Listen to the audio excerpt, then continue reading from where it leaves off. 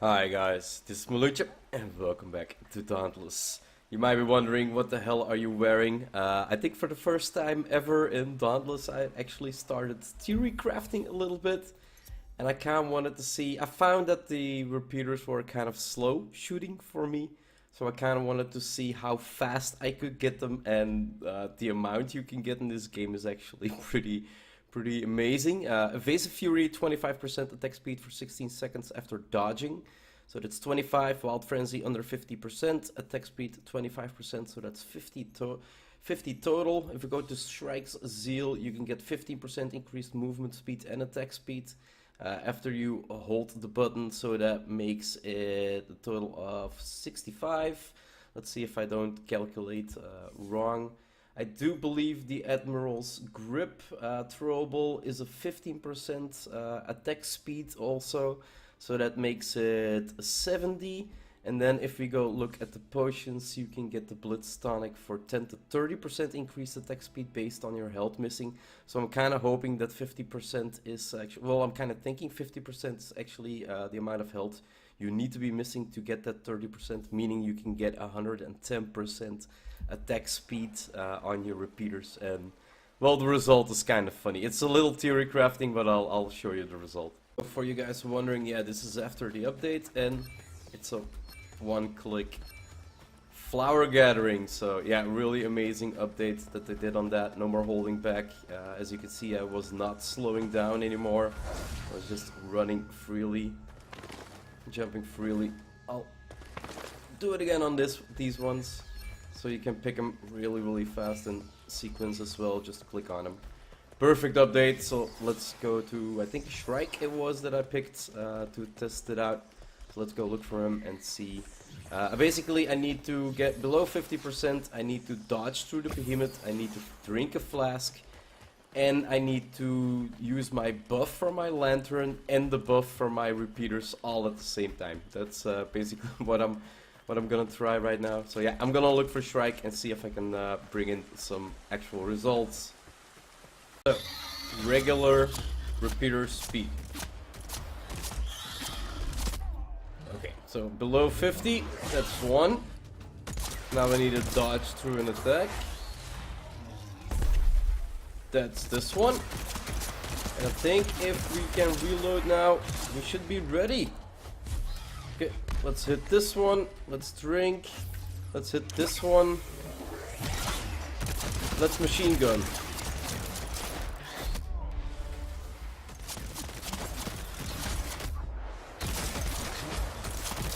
We'll try not to die while we do that. Like I said, it's a machine gun if you do it, and it's actually pretty good and pretty easy to hold up a really big speed with repeaters. I cannot believe I never thought of this. This is how repeaters should have been. Well, they are like that, and I'm not really sure if this speed is too broken or not, but we should get hit for missing one buff now. Seriously, you don't even hit me. Yeah, as you can see, it's still, come on man, hit me, I'm missing a buff. There we go, that's one buff and I'm missing all the rest now. Let's drink. Let's activate. Let's do that reload. Activate, and here we go. I am in love with this. This is how I'm gonna play. If I can get Rage and Iceborne somewhere in a set, I guess the new set, and then try to get these two speed increases with the cells in there as well. This is just fun.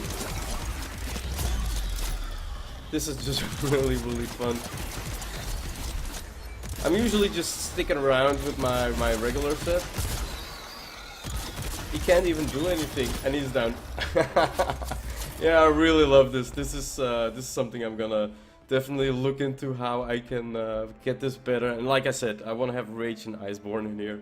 But yeah, that's just when you try to get every speed boost in the game on well, in your weapon, then the results might actually look like that. So yeah, just something I was actually testing while doing my dailies and the weeklies reset, guys. Make sure to quest log. Yeah, there we go. Make sure to do those weeklies for the 150 emerald leaves. It's definitely a really big upgrade. It's four levels in just a couple quests, the weekly quests. So yeah, make sure to do those. But yeah, that's not what we're here to talk about all today. We're here to look at the new X changes. So I'm gonna set up in my usual gear and take out the X that I usually use, the Rage Cleaver. And yes, I have it transmogged into the plain old first X you could get into the game. I think still this looks the most amazing out of all the X's. Sorry about all you X fanatics out there that kind of love all the details on the other ones, but this is just simple, and that is what makes it look really good for me. Anyway, we're gonna look into the X changes, and I'll bring you guys right back. So what we all came here to see today was actually the X change that they brought in. It used to be when this meter at the top at the left, you can see is still the same. So as your meter ran full, you would actually do a heavy swing that would cause a stack of determination, increasing all damage from your Slayer. And that buff you could actually increase every time your meter was at full. Now you can see a button next to it, and that is the actual throwable. So when you used to hit the button only when your energy bar was actually full, now you can throw the button whenever you want, and actually throws out your weapon and returns to your hands. Now that's the regular throw. Now once you actually gonna need to wait a little bit, let's check into it. Flight of the Ruin throws your axe at a great distance, dealing damage to behemoths before returning. Movement speed is increased while the axe is thrown. So that's Flight of the Ruin, the one we just did. Incurs on a cooldown when used. The cooldown you can see at the top of the screen. Flight of the Ruin Recall instantly recalls the axe into a powerful overhead slam. Increases meter. If at full meter, deals bonus damage and stacks determination. So that's how you're gonna stack determination now. Increasing all damage done. So instead of punching the button and having the hammer swing with a slow motion your determination on it, you're actually gonna need to throw the weapon at the behemoths, and then before it returns you need to press the button and actually hit him with the overhead slam, and it really does look amazing. There is a little trick that you kind of need to... Where was the behemoth? Wasn't he here somewhere? Yeah, that you kind of need to time it, because as we read in the patch notes, basically when you throw it through the behemoth on the return, it will do double damage, I do believe, when it's full. So you want to have that damage done to him before you actually do the overhead smash. Let's see if I can get my meter up a little bit higher so we can get that first stack on us.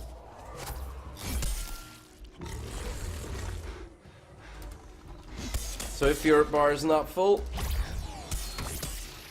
actually I just noticed a couple fights ago, it's actually a good counter versus any attack a behemoth does, and I'm not sure if this is broken or not, but whenever a behemoth is about to attack or do anything, if you just recall your weapon, which makes you go into the jump animation, you avoid any and all things the behemoth actually does. And not really sure if this is reoccurring. See, like here, I completely avoided everything the behemoth did. I didn't get smashed back just because I was in the sequence of the animation. So yeah, not really sure if that's broken or not, but right now it's in the game, so use it whenever you feel like threatened. Just call it back a little sooner, but I always tend to wait for the damage you actually did. So a weapon is now completely loaded up, and this is where you usually hit the button to actually get that determination stack up, but this is where you actually need to wait with the determination before you can get it, because you need to throw it. Let's throw it through. Dodge, wait for the return. And that's the 1-stack determination. Now you just need to fill it up again, as you usually do. For me, it's a little bit slower than most X players, because I'm really not used to playing with X at all, as you probably can see right now. I usually get without stamina pretty fast. And the behemoth still has a flee animation. Let's see if we can kill him. Let's throw it through. There we go. Good hit. Right, something I also need to say. In the patch note, it was... it used to be whenever you... Oh, that's not good. Whenever you recharged your meter... it basically wouldn't increase the amount of energy you got out of it. It would always be on the amount of stacks you had. I think it was. I really didn't understand it all that properly. I think. Throw it through. But now as you... Oh, I love it.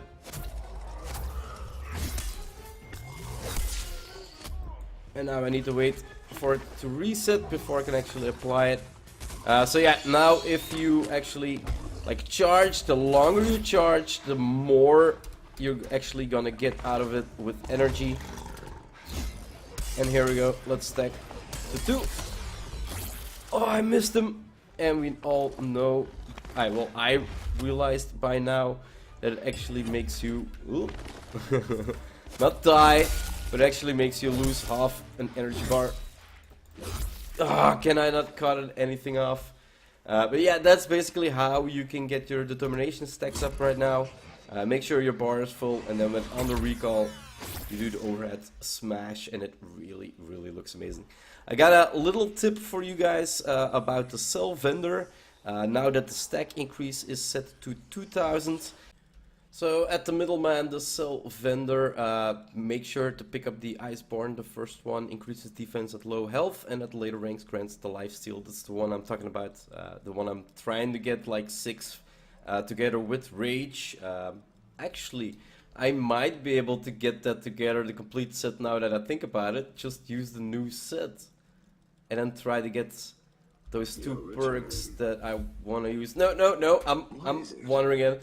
Basically, yeah, I bought the second one with the 500 I made of the events. But if you look at my cells, basically, if you go to the bottom, something I was doing like the big amount of cells, I was basically destroying because I don't really need knockout cells. I think I have 6 or 7 of the purple ones, the best ones actually out. So the level 3 ones. So basically I was demolishing all my green cells to kind of cap out my dust, and as you destroy one you get placed back to the top screen and you kind of have to scroll back down. It's not a big hindrance, but it's something that if you constantly go through the list, and if you have like only 2 of these and only 1 of these and only 3 of these, you're gonna get through the list a lot and you're gonna get pushed up back to the list a lot, so you're gonna have to scroll down a lot. Just keep the last one alive and just pick this one. That way the entire list goes down and you can basically just keep spamming the destroy button, and well, that's basically something I'm gonna do right now. It's like destroy everything, get the 2000 up, and next week when the cells come in, I got 2000 ready to buy anything they have. Because I kind of want to get rid of any greens I have anyway. I only well, change the blue ones to the purple ones, the epic ones. That's all. So kind of wish the vendor had more than one, like 1 a week, maybe from the purple one. But I would presume that you would get 2 a week from these at least, or 3 at least.